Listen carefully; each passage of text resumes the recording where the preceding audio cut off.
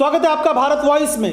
एक ऐसा प्रदेश जिसके विकास के मॉडल का हवाला देकर उस वक्त के मुख्यमंत्री देश के प्रधानमंत्री बन गए, यानी प्रधानमंत्री नरेंद्र मोदी के गृह राज्य गुजरात में विधानसभा चुनाव की तारीखों का ऐलान हो गया है। 2 चरणों में चुनाव होंगे, लेकिन इस चुनाव में भारतीय जनता पार्टी के लिए सबसे बड़ा संकट छुपा हुआ है, क्योंकि इस विधानसभा चुनाव को लेकर जिस तरह की खबरें आ रही है वो भारतीय जनता पार्टी के लिए बहुत बड़ी मुसीबत बन सकता है।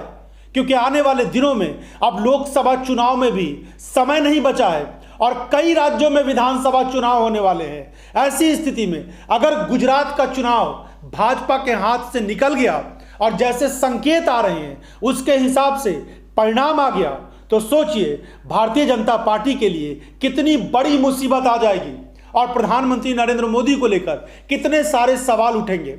वैसे गुजरात में 2 चरणों में विधानसभा चुनाव की तारीखों का ऐलान कर दिया गया है। 1 दिसंबर को पहले चरण की वोटिंग होगी, 5 दिसंबर को दूसरे चरण की वोटिंग होगी और काउंटिंग उसी दिन होगी जिस दिन हिमाचल प्रदेश के वोटों की गिनती भी होगी, यानी 8 दिसंबर को। और उसके पहले इसी महीने हिमाचल प्रदेश में जो 68 विधानसभा सीटें हैं उसके लिए वोटिंग 12 नवंबर को हो जाएगी।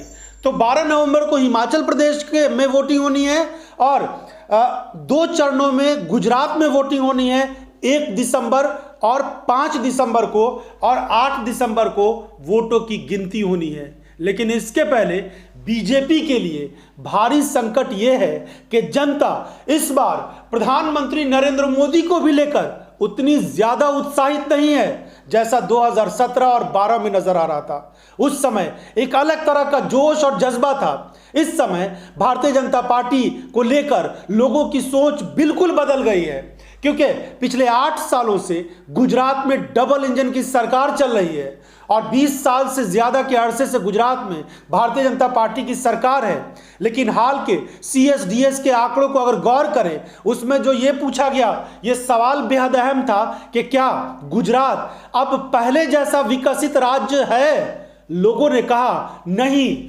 गुजरात उस हिसाब से विकास नहीं कर पा रहा है जैसा पहले किया करता था। CSDS ने सवाल किया था कि गुजरात अब उतना विकसित राज्य नहीं रहा जितना पहले था, क्या आप इस बात से सहमत हैं? इसका जवाब जो लोगों ने है वो बेहद चौंकाने वाला है। 51% लोग मानते हैं कि सही बात है कि गुजरात अब उस हिसाब से विकसित राज्य नहीं रहा जैसा पहले हुआ करता था। एक और सवाल किया गया था कि क्या विकास सिर्फ अमीरों के लिए हो रहा है? उसका जवाब भी 58% लोगों ने दिया है कि जी हां, गुजरात में अमीरों के लिए ही विकास हो रहा है, गरीब की अनदेखी हो रही है। एक और सवाल हुआ कि पिछले 5 साल में गुजरात सरकार के कामकाज से आप कितने संतुष्ट हैं? तो उसमें जो पूरी तरह संतुष्ट लोग हैं वो सिर्फ 22% हैं और बाकी कम संतुष्ट हैं, थोड़े संतुष्ट हैं, और इस तरह से मिली जुली जो प्रतिक्रियाएं लोगों की होती है, यानी एक तरह से निराशा का माहौल जो होता है वो साफ तौर पर नजर आया। जाहिर सी बात है, इस समय गुजरात में जो उम्मीदें लोगों के सामने थी कि प्रधानमंत्री नरेंद्र मोदी अगर देश के प्रधानमंत्री है, उनका गृह राज्य है और राज्य में भी बीजेपी की सरकार है, तो विकास इतना होना चाहिए था कि वहां पर लोगों को इस बात का एहसास होता। महंगाई बेरोजगारी का भी असर उतना नहीं होना चाहिए। लेकिन हम देख रहे हैं कि महाराष्ट्र की जो बड़ी बड़ी परियोजनाएं थी उनको ला करके गुजरात में चुनाव के तारीखों के ऐलान के ठीक पहले लगाया जा रहा है। तो ऐसी स्थिति में बहुत सारे लोग चीज़ों को देख रहे हैं कि अगर आपको ये बड़ी परियोजनाएं लगानी थी तो चुनाव के पहले या फिर कई साल थे उसमें लगा देते। ठीक तारीखों के ऐलान के 10 दिन 15 दिन पहले हजारों करोड़ की योजनाओं का ऐलान किया जा रहा है और बड़े बड़े लोगों के सपने दिखाए जा रहे हैं। उधर मोरबी हादसे को लेकर भी पूरे गुजरात में एक अलग तरह की हवा चल रही है।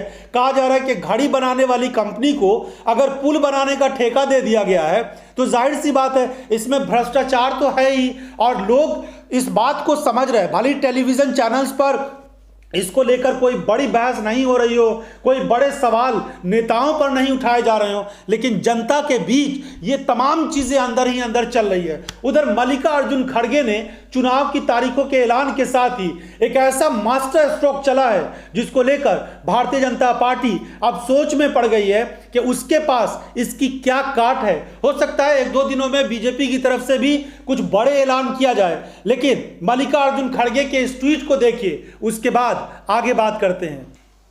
कांग्रेस के नए नवेले अध्यक्ष मल्लिकार्जुन खड़गे ने ट्वीट करते हुए लिखा है, 7 करोड़ गुजराती बहन भाई परिवर्तन के लिए केवल कांग्रेस को विकल्प मानते हैं। आईएनसी गुजरात के 8 संकल्प।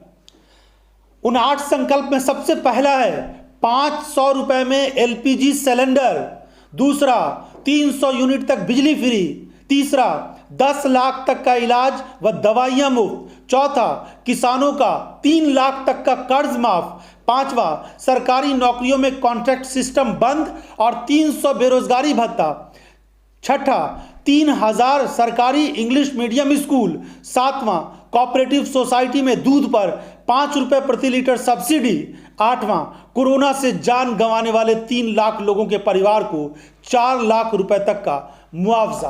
अब देखिए, अगर इस तरह का ऐलान मल्लिकार्जुन खड़गे यानी कांग्रेस पार्टी की तरफ से किया गया है तो जनता के अंदर यह उम्मीद जरूर बढ़ेगी कि अगर कांग्रेस पार्टी सत्ता में आती है तो महंगाई और बेरोजगारी से तो निजात मिलेगी ही, साथ ही हालात कुछ बेहतर हो सकते हैं, क्योंकि बीजेपी तो उसी हिसाब से काम किए जा रही है। भारतीय जनता पार्टी को इस बात का अंदाजा हो गया है कि वो काम करे ना करे, उसका एक वोट बैंक फिक्स है और वो बीजेपी को ही वोट देंगे, वो कहीं खिसक कर नहीं जा सकते हैं। लेकिन जनता का मूड बीजेपी और कांग्रेस और कोई भी पार्टी भांप नहीं सकती है आसानी से। जनता को फैसला करना आता है और वो अपने भविष्य को लेकर समझते हैं कि उनके लिए क्या बेहतर हो सकता है। इसीलिए अगर गुजरात में कोई चौंकाने वाले नतीजे आते हैं तो इसमें बहुत ज़्यादा हैरत नहीं होनी चाहिए, क्योंकि बीजेपी को लेकर सिर्फ गुजरात ही नहीं बल्कि पूरे देश में इस समय अच्छी खबर नहीं आ रही है। इस एपिसोड के बारे में आपकी अपनी जो राय हो, अपनी राय हमें ज़रूर दीजिएगा। बहुत बहुत धन्यवाद।